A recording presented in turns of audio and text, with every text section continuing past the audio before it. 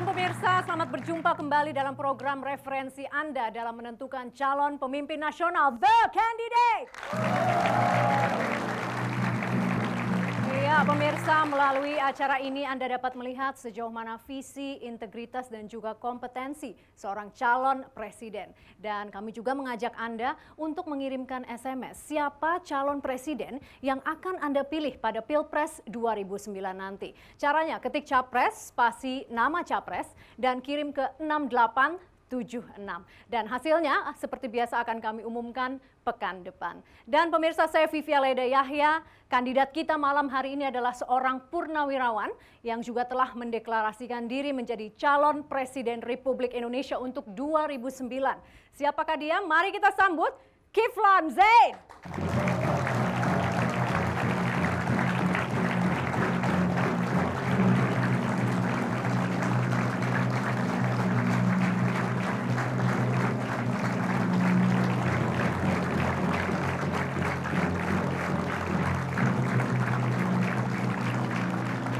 Pak Kiflan, silakan. Selamat datang di The Candidate. Pak Kiflan, apa kabar? Alhamdulillah baik. Tapi tadi kesannya langkah Anda agak ragu pada saat saya memperkenalkan Anda sebagai calon presiden 2009. Kenapa demikian? Tidak ragu saya menyampaikan senyum saya. Jadi, Oke, memperpanjang senyum. Ya. Pak Kiflan, sejauh mana kebenaran bahwa Anda mengganti nama Anda menjadi Sutiogo? Oh bukan, saya bukan mengganti nama. Saya diberi nama oleh seorang tua namanya Romo Sostronegoro dengan nama Sutiogo. Suti itu artinya benar atau kebenaran. Ya. Al-Haq ya, kebenaran. Kemudian Yogo itu artinya adalah putra. Putra kebenaran. Jadi mungkin selama ini dilihatnya saya kok senang kalau ada yang nggak benar saya luruskan.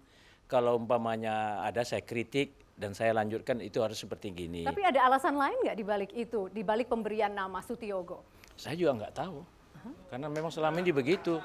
Bukan Cuma karena ada orang menafsirkan aja, wah Sutiogo itu katanya karena di belakangnya Go, menurut Primbon Jawa ya dari Notonegoro, dari Empu Prapanca mengatakan bahwa nanti negara ini akan makmur pada waktu kalau sudah pemimpinnya pada waktu Notonegoro, No itu Bung Karno, To itu Soeharto, No sekarang Yudhoyono. Tapi waktu masih Habibie, waktu Gus Dur sama Megawati, itu adalah masa transisi, presiden transisi.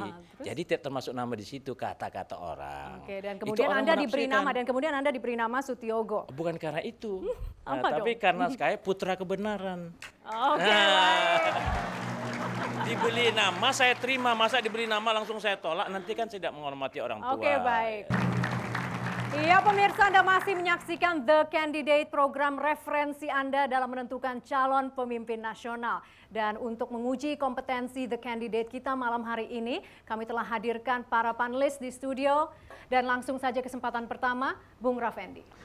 Dalam salah satu kesimpulan Komisi Kebenaran dan Persahabatan Timur Leste Indonesia baru-baru ini, antara lain disebutkan bahwa ada satu kesalahan yang telah dilakukan, kesalahan kelembagaan dalam persoalan mobilisasi apa yang disebut sebagai istilahnya milisi, membiayai, memberikan senjata dan lain sebagainya sehingga terjadi pelanggaran HAM berat di Timor Leste.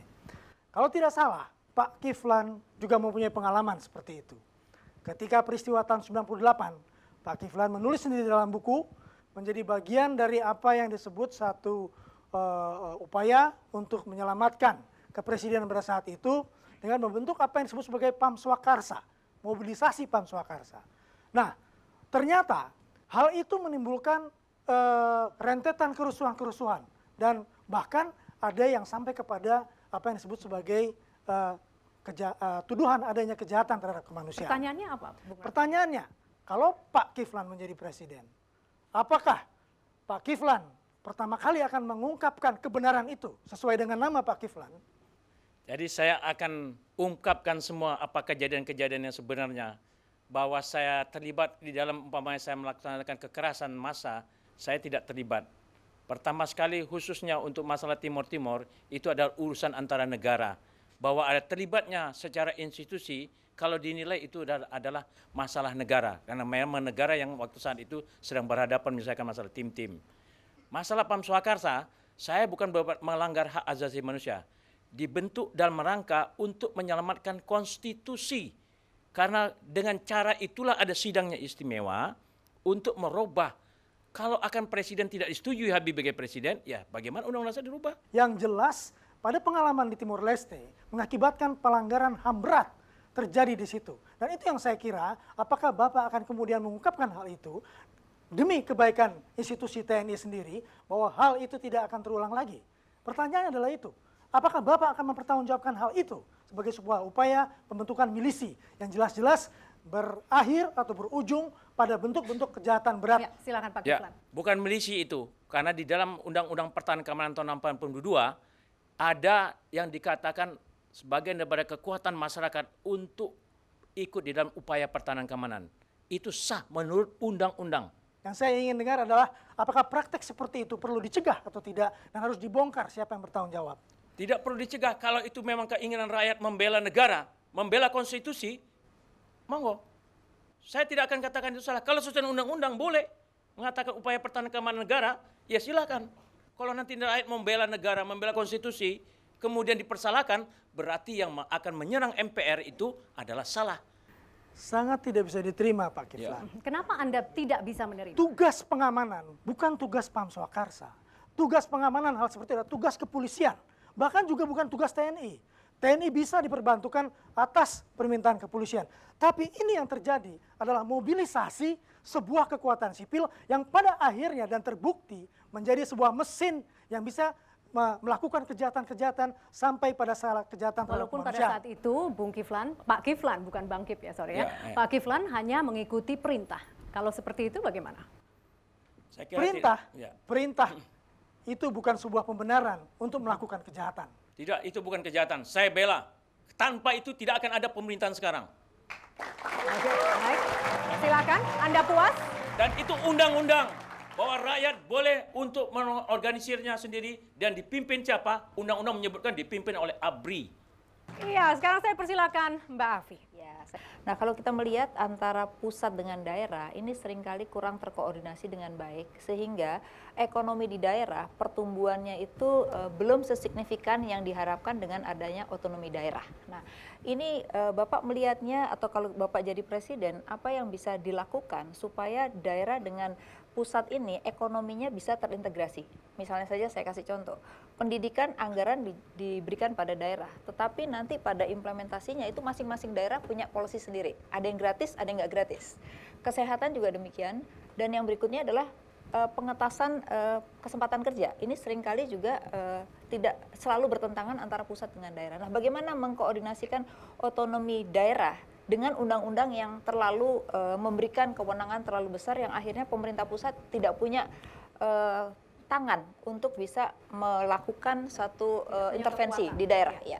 Sekarang rencana saya, kalau saya jadi presiden, hanya pertahanan, luar negeri, dan keuangan yang dipegang pemerintah pusat. Lain-lain di daerah itu hanya pengawas. Sulit, Uang Pak. dikembalikan ke daerah. Mbak Jadi Afi semua mengatakan pembangun di sulit daerah. Kalau konsepnya seperti itu Sulit. sulit Kalau Pak konsepnya Kiflan. seperti Kenapa itu, sulit Mbak? Maka Kenapa akan sulit? ada otonomi sendiri-sendiri dan pencapaian nasional tidak akan bisa. Nah. Karena sekarang sudah terbukti 4 tahun itu rakyat bukan semakin sejahtera, tetapi kemiskinan juga tetap tinggi. Nah itu kan berarti otonomi itu tidak sepenuhnya bisa berlangsung ketika tidak ada misalnya kayak dulu ada namanya AGBHN. Ya, ya. Kan? Ada apa namanya setiap 25 tahun tuh harus mencapai apa. Sekarang kita nggak punya, Pak. Ada.